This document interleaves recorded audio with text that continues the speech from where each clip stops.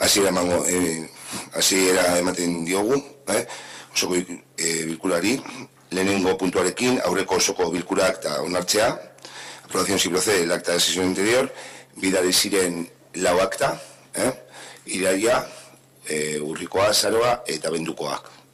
Se enviaron 4 actas, septiembre, octubre, noviembre y diciembre, ser, retas, buena cuestión. Bueno, bozkatzen dugu Laura batera, las 4 juntas.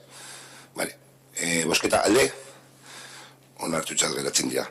Horrekin ja 2018ko akta guztiak daude, bueno, ja egunero jarrita gaude, akte, osoko bilkura aktekin, vale?